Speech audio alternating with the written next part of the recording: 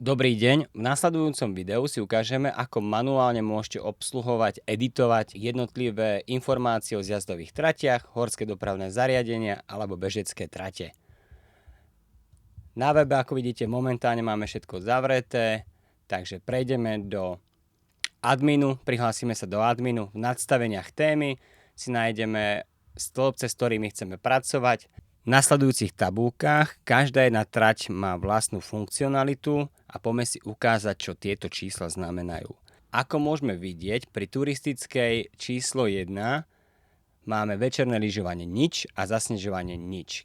Keby sme chceli spraviť funkciu, že sa zasnežuje alebo že je večerné lyžovanie spustené, tak z jednotky to prepíšeme na dvojku, dáme update, počkáme, kým nám updateuje dáta a keď si prejdeme na stránku a dáme refresh, tak môžeme vidieť, že ikonky sa pridali pri večernom lyžovaní a pri zasnežovaní.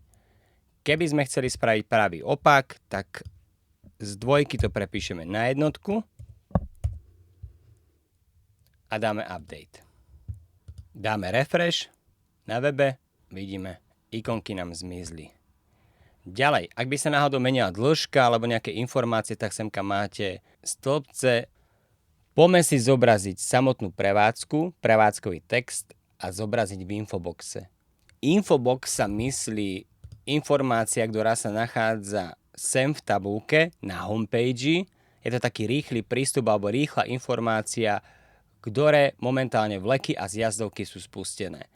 Takže, ak ja budem chcieť, aby sa mi na homepage ukazovala, povedzme, že turistická, preteková alebo výuková zjazdovka, tak tu si odkliknem, ktoré chcem, aby sa mi zobrazovali sem na homepage.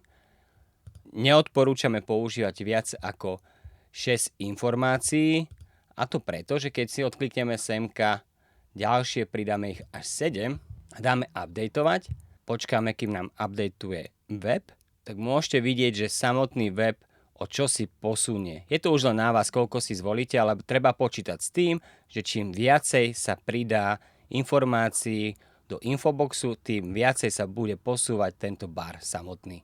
Poďme si nahodiť do infoboxu rôzne zjazdovky a rôzne vleky. Takže poďme na to, ja si zvolím semka prvé dve a vo vlekoch takisto si zvolím prvé dve. Tieto sa mi budú zobrazovať v infoboxe, ale keď chcem pustiť samotnú prevádzku, že máme otvorené, tak si prejdem do prevádzkového kódu a z trojka znamená zatvorené, prepíšem to na dvojku a tu takisto to prepíšem na dvojku. Je to kvôli tomu, že číslo 2 znamená zelené svetielko pre informáciu v infoboxe a prevádzka text napíšem otvorené.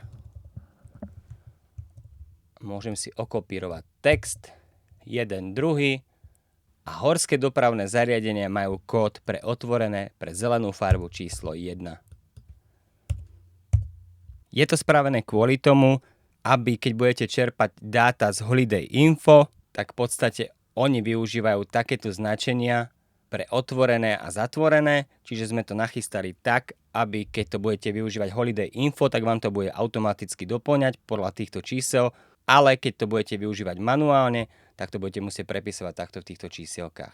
Zaznačil som si v zjazdovkách číslo 2, prepísal som si text na otvorené, takisto tu na dole som si prešiel a dal som si prevádzkový kód 1, prevádzkový text otvorené, prejdem vyššie, dám update, počkám, kým mi updateuje tému a keď prejdem na domov Snowland a dám refresh webu, tak vidím pekne fajka zelená a keď prejdem na zoznam vlekov a dám refresh, môžem vidieť, že mi pekne text svieti na zeleno a píše mi otvorené. Pri bežeckých tratiach je postup taký istý, kde v podstate číslo 2 znamená otvorené a text je neupravená, môžete dať upravená alebo názov, aký používate vy. Momentálne, keď je to všetko zatvorené, tak spravím to isté, ako predtým na začiatku bolo, prepíšem to tu na číslo 3. Text prepíšem na zatvorené. Tu na takisto zatvorené, číslo 2.